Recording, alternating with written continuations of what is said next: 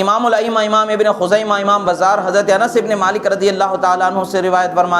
فرماتے ہیں کہ ان محمد صلی اللہ تعالیٰ علیہ وسلم رآ ربہ عز وجل، فرماتے ہیں کہ حضرت انس ابن مالک سے روایت کے فرماتے ہیں کہ بے شک محمد صلی اللہ تعالیٰ علیہ وسلم نے اپنے رب عز وجل کا مشاہدہ فرمایا، دیدار فرمایا۔ امام احمد قسطلانی و عبد الباقی زرقانی فرماتے ہیں کہ اس کی سند قوی ہے، محمد ابن اسحاق کی حدیث میں یہ ہے۔ پھر فرماتے ہیں کہ یعنی مروان نے حضرت ابو ہریرہ رضی اللہ تعالیٰ عنہ سے پوچھا کہ کیا محمد صلی اللہ تعالیٰ علیہ وسلم نے اپنے رب کو دیکھا؟ حضرت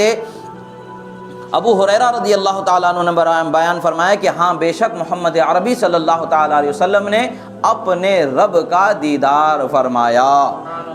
یہ حضرت رسول اللہ صلی اللہ تعالیٰ علیہ وسلم کی خدمت میں ہمہ وقت رہنے والے کثیر صحابہ کرام کے فرمودات ہیں جو ان کے متعلق سے یہ بیان فرماتے ہیں کہ رسول اللہ صلی اللہ تعالیٰ علیہ وسلم نے رب کا دیدار فرمایا۔ اب تابعین میں حضرت مصنف ابن عبد الرزاق کے اندر یہ حدیث مبارکہ کو ذکر فرمایا گیا ہے کہ حضرت امام حسن بصری رضی اللہ تعالیٰ عنہ سے پوچھا گیا کہ کیا رسول اللہ صلی اللہ تعالیٰ علیہ وسلم نے اپنے رب کا دیدار فرمایا ہے؟ امام حسن بصری رضی اللہ تعالیٰ عنہ نے قسم اٹھا کر کے فرمایا کہ بے شک محمد عربی صلی اللہ تعالیٰ علیہ وسلم نے رب تعالیٰ کا دیدار فرمایا۔ رب تعالیٰ کے دیدار فرمانے، حضرت امام حسن بصری رضی اللہ تعالیٰ عنہ جلیل القدر تابعین اکرام میں آپ کا شمار ہوتا ہے۔ آپ کی جب پیدائش ہوئی تھی آپ کو حضرت ام سلمہ رضی اللہ تعالیٰ عنہ کی خدمت میں لایا گیا، آپ کا نام جو حسن رکھا گیا یہ حضرت ام المومنین بی بی ام سلمہ رضی اللہ تعالیٰ نے آپ کا نام تجویز فرمایا، اور آپ کی پرورش حضرت مولا علی مولا المسلمین والمسلمات حیدر کرار علی شیر خدا رضی اللہ تعالیٰ عنہ کی گود میں ہوئی۔ آپ نے ان سے اکتساب علم حاصل فرمایا، ظاہری و باطنی علوم کی آپ نے حضرت مولا علی سے تکمیل کی۔ ایسے عظیم الشان جلیل القدر صحابی جن کو صحابہ میں بہت اونچا مقام حاصل ہے، ان کا یہ بیان ہے کہ رسول اللہ صلی اللہ تعالیٰ علیہ وسلم کو رب تعالیٰ کا دیدار حاصل ہوا۔ اسی طریقے سے دیگر روایات میں حضرت امام ابن خزیمہ حضرت عروہ ابن زبیر سے روایت کرتے ہیں کہ وہ بیان فرماتے ہیں کہ کیا رسول اللہ صلی اللہ تعالیٰ علیہ وسلم کو اللہ تبارک و تعالیٰ کا دیدار حاصل ہوا؟ تو اس کے متعلق سے فرماتے امام ابن خزیمہ نے بیان فرمایا ہے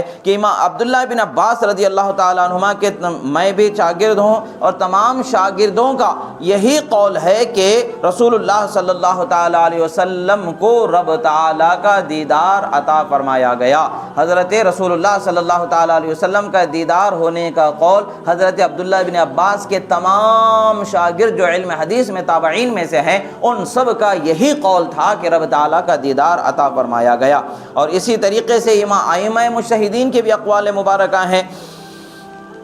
امام احمد ابن حنبل رضی اللہ تعالیٰ عنہ سے سوال کیا گیا، حضرت امام احمد ابن حنبل سے کہ کیا بھئی رسول اللہ صلی اللہ تعالیٰ علیہ وسلم کو رب تعالیٰ کا دیدار ہونا ثابت ہے، رؤیت ثابت ہے؟ اس کے متعلق سے سوال فرمایا گیا تو رسول اللہ صلی اللہ تعالیٰ علیہ وسلم کے دیدار کے دلیل میں رسول اللہ صلی اللہ علیہ وسلم کا قول حضرت امام احمد ابن حنبل پیش فرماتے ہیں، قول النبی صلی اللہ علیہ وسلم رأیت ربی، رسول اللہ صلی اللہ علیہ وسلم نے فرمایا کہ میں نے اپنے رب کو دیکھا، میں نے اپنے رب کا دیدار کیا۔ اسی طریقے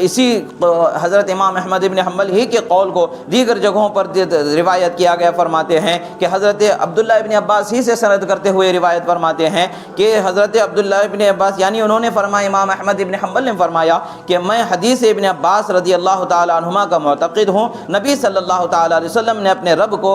اسی آنکھ سے دیکھا ہے یہاں تک کہ فرماتے رہے کہ سانس ٹوٹ گئی۔ یعنی حضرت امام احمد ابن حنبل نے فرمایا کہ میں حضرت عبداللہ ابن عباس رضی اللہ تعالیٰ عنہ کی جو حدیث ہے اس حدیث پر یقین رکھنے والا ہوں، اس حدیث کو صحیح و درست جاننے والا ہوں، اور فرماتے ہیں کہ رسول اللہ صلی اللہ تعالیٰ علیہ وسلم نے اپنے رب کا دیدار فرمایا، دیدار فرمایا، دیدار فرمایا، اتنی مرتبہ آپ فرماتے رہے یہاں تک کہ آپ کی سانس ختم ہو گئی۔ بولنے کے لیے سانس ختم ہونے کے بعد ہی آپ کو گفتگو میں جو دشواری انسان کو پیش آتی ہے سانس کے ختم ہو جانے سے، اتنی دیر تک آپ اسی جملے کو فرماتے رہے کہ رسول اللہ صلی اللہ تعالیٰ علیہ وسلم کو رب تعالیٰ کا دیدار رب تعالیٰ نے عطا فرمایا ہے، رسول اللہ صلی اللہ تعالیٰ علیہ وسلم نے ان کو دیکھا ہے، دیکھا ہے، دیکھا ہے فرمایا۔ امام شہاب الدین خفاجی نسیم الریاض میں فرماتے ہیں کہ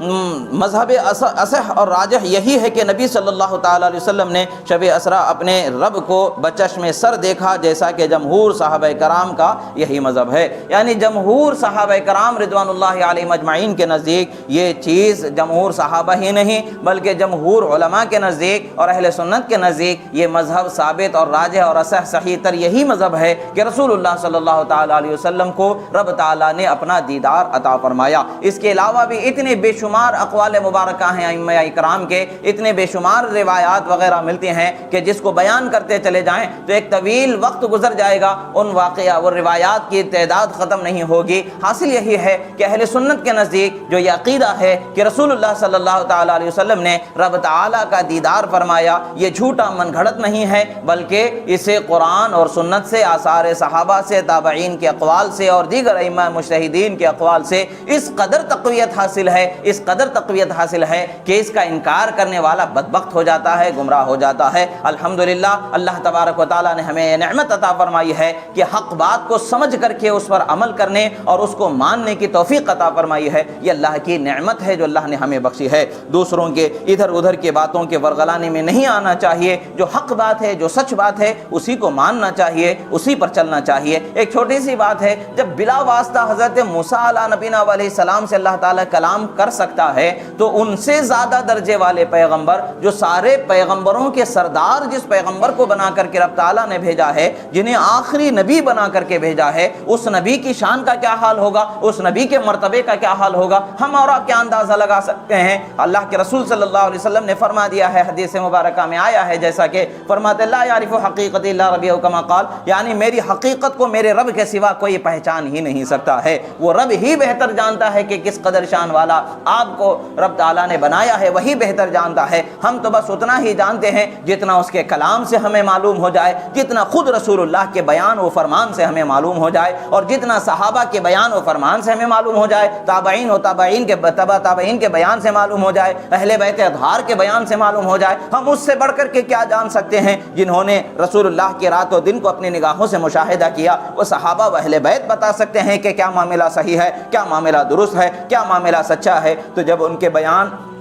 اور فرمودات سے یہ چیز واضح اور روشن ہو گئی کہ رسول اللہ صلی اللہ تعالیٰ علیہ وسلم کو معراج کی رات میں رب تعالیٰ کا دیدار عطا ہوا، تو ہم اسی پر یقین رکھتے ہیں اور اسی پر ایمان رکھتے ہیں کہ اللہ تبارک و تعالیٰ نے تمام انبیاء میں صرف اور صرف اپنے آخری نبی محمد عربی صلی اللہ تعالیٰ علیہ وسلم کو یہ شان عطا فرمائی ہے۔ اللہ تبارک و تعالیٰ کا فضل ہے کہ وہ عظیم رات، یہ واقعہ جو پیش آیا، یہ رجب کی 27ویں رات میں ہونا پیش آیا تھا، اور الحمدللہ وہ رات رجب کے مہینے کے اعتبار سے دیکھا جائے تو کل کا دن گزرنے کے بعد جو رات آ رہی ہے وہ رات شب معراج کی رات ہے، یعنی کل رات میں شب معراج ہے۔ اس رات میں زیادہ تر عبادتوں کا اہتمام کرنا چاہیے، ذکر و اذکار کا اہتمام کرنا چاہیے، مغفرت کا طلبگار ہونا چاہیے رب تعالیٰ کی بارگاہ میں کہ اللہ تبارک و تعالیٰ نے اس رات میں امت محمدیہ پر انعام فرمایا ہے، نمازوں کو فرض فرمایا ہے، تحفہ عطا فرمایا ہے۔ تو اس رات میں زیادہ سے زیادہ نمازیں ادا کرنے کی کوشش کرنی چاہیے۔ جو ہمارے زندگی کی چھوٹی ہوئی نمازیں ہیں، جو فرض نمازوں کو ہم نے پڑھا نہیں ہے، اس کو یاد کر کے قضا کرنا چاہیے، ان نمازوں کو ادا کرنا چاہیے تاکہ اللہ تعالیٰ کی بارگاہ میں سوال سے بچیں اور سزا سے بچیں۔ توبہ کرنا چاہیے تاکہ اللہ تبارک و تعالیٰ معاف فرما دے ہماری غلطی کو، بھول کو۔ جس قدر ہو سکے نیکی پر پابند ہو کر کے وقت گزارنے کی ضرورت ہے۔